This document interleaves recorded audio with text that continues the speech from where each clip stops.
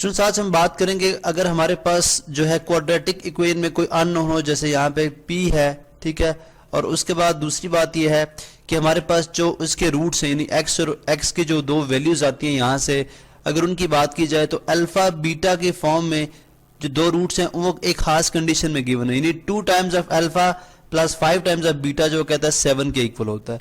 तो हमने p की वैल्यू फाइंड आउट करनी है। अब जो रूट्स और कोफिशिएंट के दरमियान रिलेशन है वो किस तरह से है, क्या हमें पता है सम ऑफ रूट्स बेसिकली हैं क्या, alpha and beta, sum of roots is equal to alpha plus beta, यानी इनका सम।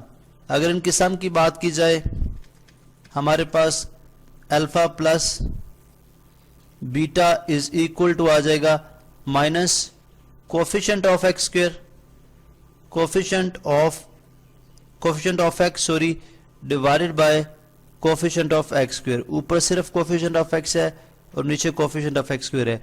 इसको अंडरस्टैंड करने के लिए आप प्रीवियस जो है लेक्चर देखें जिसके अंदर हमने रिलेशनशिप बिटवीन जो है रूट्स और जो है कोफिशिएंट ऑफ क्वाड्रेटिक इक्वेशंस के दरमियान बात की है। तो sum of roots alpha plus beta इसके इक्वल होता है। अब अगर आप देखें तो हमारे पास माइनस ये फॉर्मूले का और कोफिशिएंट ऑफ एक्स कितना है -5, तो यहाँ पे हम लिख देंगे जी -5 divided by coefficient of x square, coefficient of x -5 है, कोफिशिएंट ऑफ एक्स स्क्वायर क्या हो जाएगा 1, तो माइनस इंटू माइनस प्लस 5, तो ये आ जाएगा +5, ठीक है।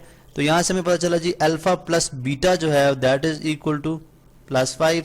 उसके बाद प्रोडक्ट ऑफ रूट्स की बात कर ले, ये भी हमने पढ़ा था रिलेशन में कि प्रोडक्ट ऑफ रूट्स यानी alpha multiply by beta, product of roots वो किसके इक्वल आ जाएगा अल्फा इंटू बीटा, जो कि इक्वल है जी कांस्टेंट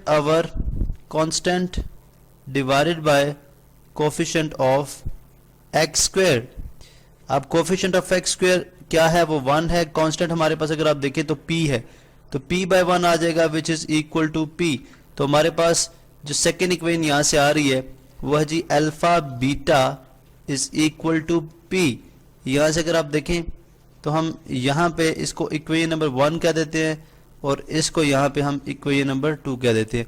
अब देखें ये हमने क्यों लिख लिया, बिकॉज देखिए अगर हमें कंडीशन के अंदर अल्फा बीटा की वैल्यूज इंसर्ट करनी है, उस कंडीशन पे अल्फा बीटा लगाना है, तो हमारे पास अल्फा और बीटा की वैल्यूज होनी चाहिए जो कि हमारे पास अभी जो है मौजूद नहीं है। ये फाइंड आउट करने के लिए हमने दो इक्वेशंस यानी सम ऑफ रूट्स और स्क्वायर जो प्रोडक्ट ऑफ रूट्स है उसको इस्तेमाल करेंगे।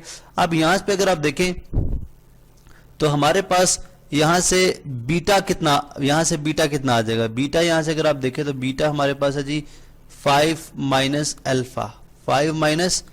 अल्फा, इसको हम इक्वेशन नंबर 3 कह देते हैं, ठीक है, इसको इक्वेशन नंबर 3 है।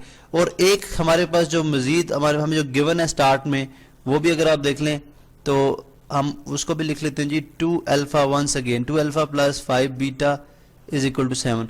अभी हमारे पास टोटल जो है देखिए तो हमारे पास टोटल 4 इक्वेशंस गिवन है, कितनी जी 4 इक्वेशंस। अब इन 4 से हमने बेसिकली क्या फाइंड आउट करना है, वैल्यू ऑफ एच। अब आपको पता है सॉल्विंग इक्वेशंस है, यहां से जो बात सिर्फ रह जाती है कि हमने इक्वेशंस को क्या करना है, सॉल्व करना है। अब हम क्या करेंगे कि इस गिवन जो बीटा है इसके अंदर ये जो वैल्यू हमने भी फाइंड आउट की है beta is equal to 5 minus alpha, ये वैल्यू इंसर्ट करा देंगे इसके अंदर। अगर ये वैल्यू इंसर्ट करा दी जाए बीटा की जगह तो ये आ जाएगा जी 2 अल्फा प्लस 5 बीटा कितना है 5 minus alpha is equal to 7, तो ये आ जाएगा जी 2 alpha plus 25 minus 5 alpha is equal to 7। 2 alpha minus 5 alpha ये आ जाएगा -3 alpha equal 7 minus 25। This implies that -3 alpha is equal to -18 negative या -3 दोनों साइड पे मल्टीप्लाई डिवाइड करा दें या 1 बाय -3 करा दें तो वो जो कि मल्टीप्लिकेटिव इनवर्स हो जाएगा तो ये आ जाएगा 6। तो अल्फा हमारे पास किसके इक्वल आ गया, अल्फा इज इक्वल टू 6। अब ये तो हमारे पास अल्फा की वैल्यू आ गई, ठीक है। अब हमें चाहिए थी बीटा की वैल्यू भी। अब अगर आप देखें तो बीटा हमारे पास अगर हम इसमें अल्फा की वैल्यू 6 पुट करा दें तो बीटा की वैल्यू इससे हमारे पास निकल आएगी। बीटा हमारे पास चूंकि 5 माइनस अल्फा के इक्वल है, 5 माइनस अल्फा के इक्वल है। अब अल्फा 6 आ गया है तो बीटा किसके इक्वल आ जाएगा 5 माइनस 6, तो इसका मतलब बीटा हमारे पास किसके इक्वल आ गया -1 के इक्वल आ गया। अब अल्फा और बीटा की दोनों की वैल्यू आ चुकी हैं। अब अगर ये दोनों ये वैल्यूज हम लेट से अगर हम इसमें पुट करा दें जो हमारे पास इक्वेशन 2 है, सबसे सिंपल फॉर्म है, इसमें कुछ भी नहीं, आप किसी लेट सपोज अगर 2 अल्फा प्लस 5 बीटा में भी ये वैल्यू पुट कराएंगे तो हमारे पास ये जो है जो जिसके अंदर अननोन किसके अंदर है, इस इक्वेशन के अंदर है, हमने p की वैल्यू फाइंड आउट करनी है, इसलिए हम वो अननोन की अल्फा बीटा की वैल्यू इसके अंदर इंसर्ट करा देंगे और हमारे पास p की वैल्यू आ जाएगी। अल्फा बीटा चूंकि सिंस आप लिख लें, सिंस अल्फा बीटा जो है वो इक्वल है p के, तो therefore this implies that alpha कितना है 6, बीटा कितना है -1 इज इक्वल टू p।